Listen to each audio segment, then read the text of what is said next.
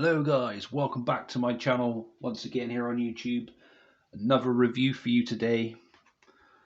I decided to have a go at another WCW pay-per-view just to relive it and everything else, and wanted to share my thoughts and opinions about this pay-per-view with you. So as you see in the thumbnail what it is already, it's Bash at the Beach from 2000, July the 9th 2000. So we have Hogan and Booker T on the front cover there with the World Heavyweight Championship in the background. This is obviously a custom DVD. It's never been released officially. This was done by a good friend of mine called Chad Stone. He's been doing them for me for a few years now, and he's very good at putting them together for me. So cheers for that, dude. There's the back. So the matches we'll go over shortly. I'll just tell you all the other little stats first. So we, as you know, July the 9th, 2000, as it says on the front, from Daytona Beach, Florida. And the venue was Ocean Center. We had 6,572 in attendance that evening. And we kicked things off with a Cruiserweight Championship match.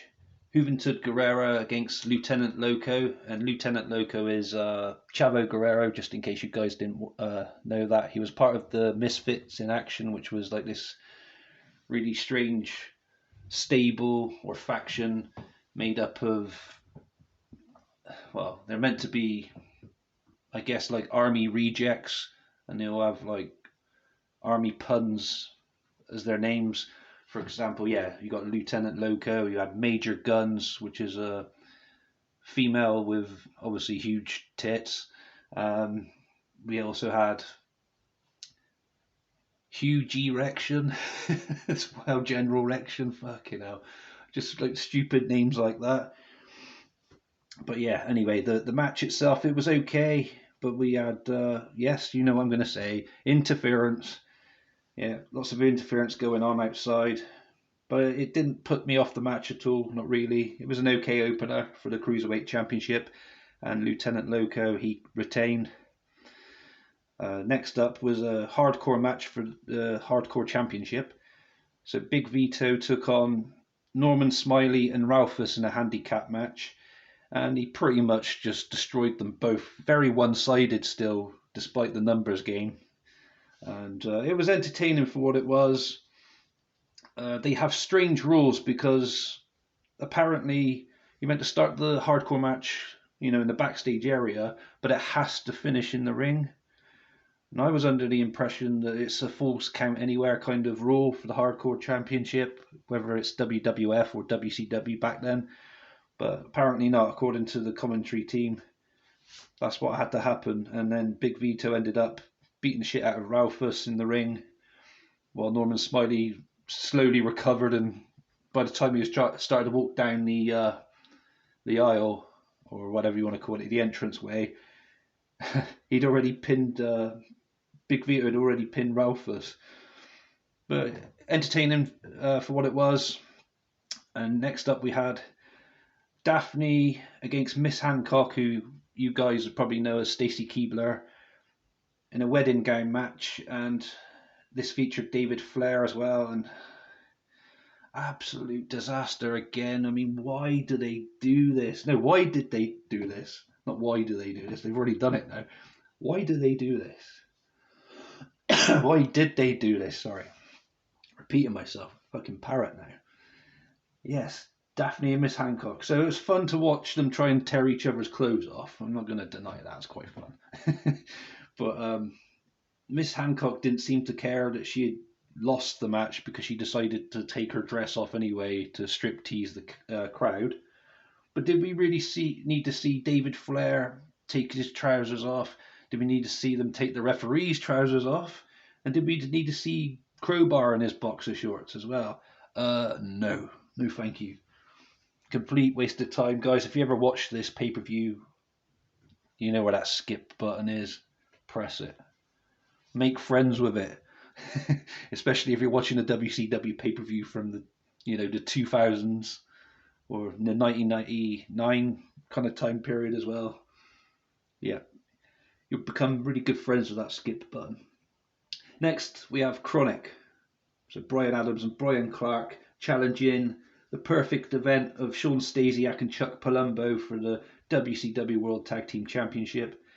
This was pretty cool. It was slow in places, but it's really good to watch Chronic. I did like them as a tag team. They were very unique, and they definitely deserved the win. And they became tag champs here. Very good stuff. We had Chris Kanyon against Booker T in a singles match. Chris Kanyon was rocking this Diamond Dallas Page kind of rip-off gimmick called Positively Canyon, where he's wearing like Diamond Dallas Page's like a wig of a Diamond Dallas Page, like blonde wig, dressed like him, had his mannerisms and stuff. Even had the Diamond Cutter as a finishing move.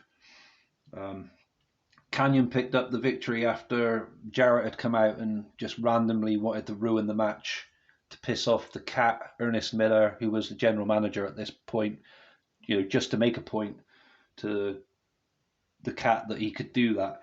And he attacked Booker T with the guitar, so an acoustic equalizer, whatever you want to call it.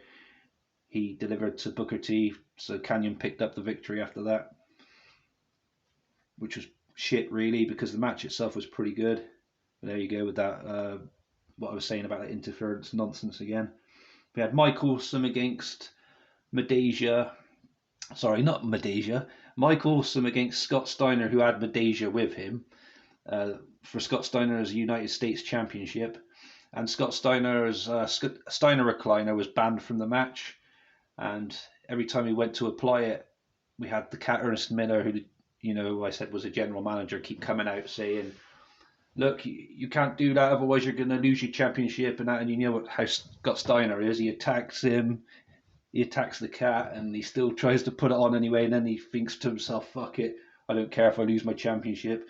And he still puts the Steiner recliner on Mike Awesome, loses his championship, and by disqualification, that is. And because he wasn't allowed to use the Steiner recliner in the first place, he loses the championship anyway by default, because of the Steiner recliner or whatever being applied to Mike Awesome. And he just decided to attack Awesome and the Cat after the match, which was quite cool. You know how Steiner was back then, quite out of hand, wasn't he?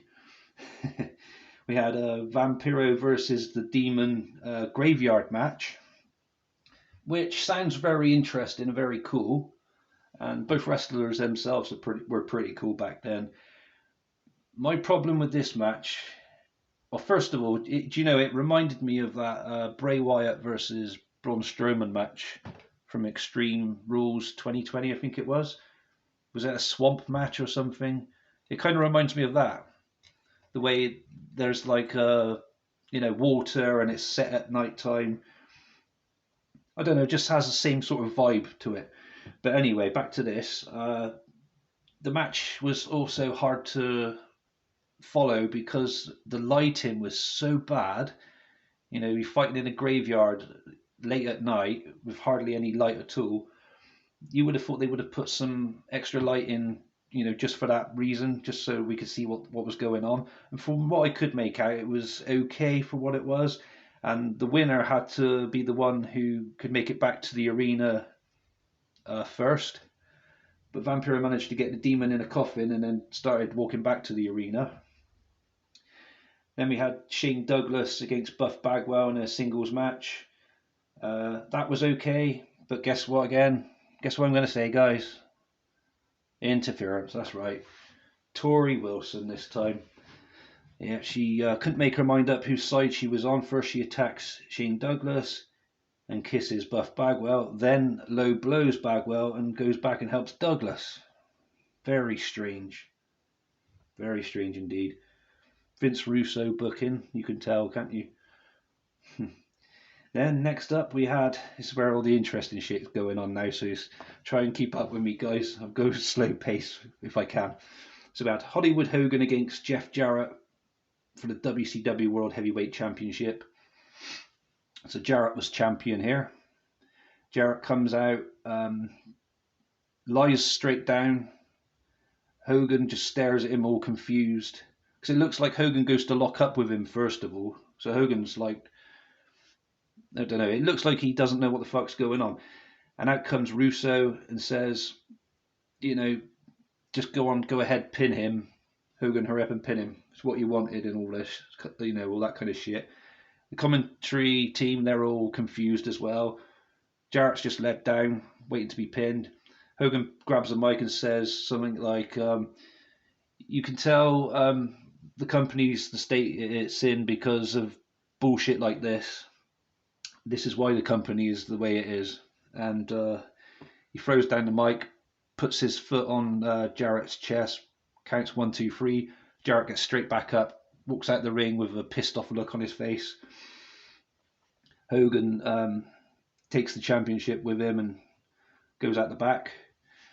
And we had, as Hogan was leaving, we had Vampiro pass him in the backstage area, and Vampiro returning to the ring from his match against the Demon, that graveyard match. So Vampiro officially wins that and comes out, cuts a promo saying that he's destroyed the Demon, he's also destroyed Sting, and you know he's not scared of anyone and all that usual shit. And then some like hooded figures with Sting masks on bring out a casket, and then inside the casket is Sting, who's also wearing a mask. Well, I don't know what reason, but yeah, he is. He's in there, and then he attacks Vampiro with a baseball bat, and then we get a backstage scene where Nash is getting ready for his match against Goldberg. So Nash's match against Goldberg's a bit of a strange one. So if Kevin Nash lost the match against Goldberg, Scott Hall's contract would be terminated with WCW. So Nash, on his way to the ring, sees Scott Steiner, who is in one of the most awkward positions ever. He either looks like he's getting it's part of my language again. It looks like he's getting a blowjob off of Medeja. That's the impression I got. Or it was that, or he was taking a piss. One of them. But I'm pretty sure it was the first one. Because Nash says to him, I need your back, Scott. Be prepared to help me. And Scott's like, I'll do what I want. I'll be there when I want.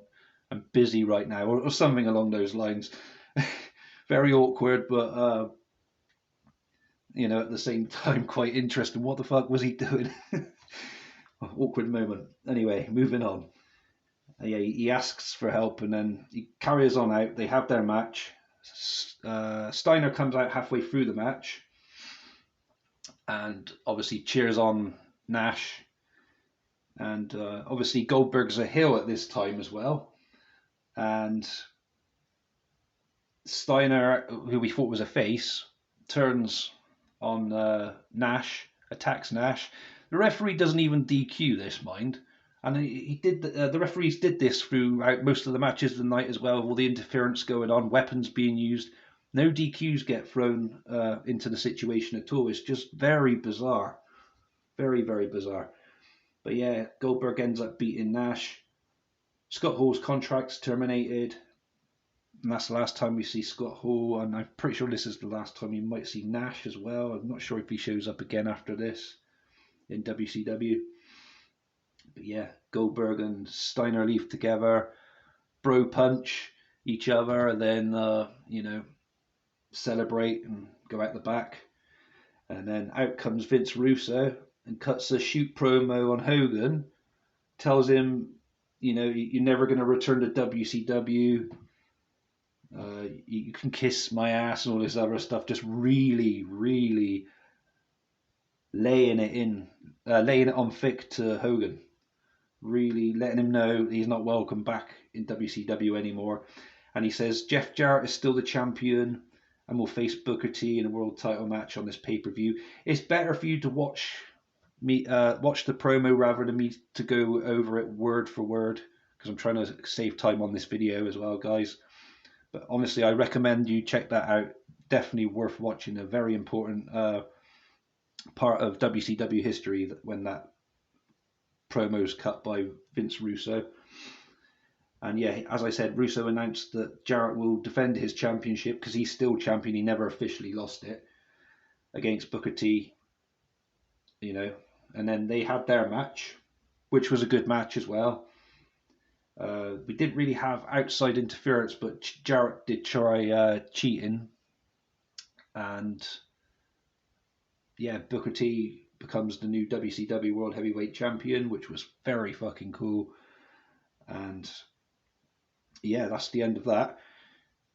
But there's a few things I still want to talk about. First of all, Hogan's Bash at the Beach record is quite impressive, really. Well, not like a record, a win-loss record, but everything to do with Bash at the Beach is near enough about Hogan. So his debut pay-per-view match was Bash at the Beach 1994. Now, if you go to Bash at the Beach 1996, was when he was involved in forming the NWO, and then Bash at the Beach 2000, all this drama happened, and this was his last ever appearance in WCW.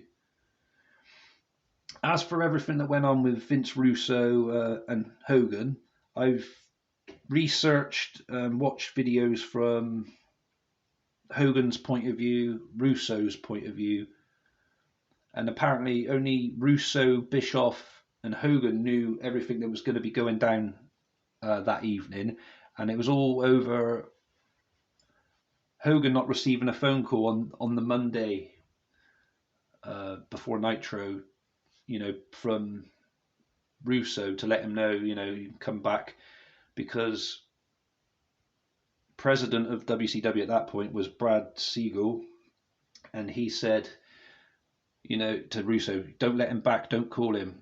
We need to cut our losses and that, let him go now. And apparently Hogan was aware of the whole thing, but not having the phone call as well. And plus he was sat at home reading what was going on the internet, that, everyone thinks this was real, this shoot that you've done, and he was really pissed off about it. So he decided to take him to court over it twice, and both times were unsuccessful. And yeah, that's basically it. But you need to watch it, guys, though, to get the enjoyment out of it all, because it was just so dramatic as well. All that stuff going on, all the confusion with the fans. You're thinking to themselves, what the hell's going on? The commentary team, they were puzzled as well. And but they looked pleased at the same time that, Hogan's gone, yes, kind of thing. And Mark Madden, one of the commentators, said, if Vince Russo was a woman, I'd marry him. Yeah, they were quite impressed but shocked at the same time. They said, like, this isn't part of the script.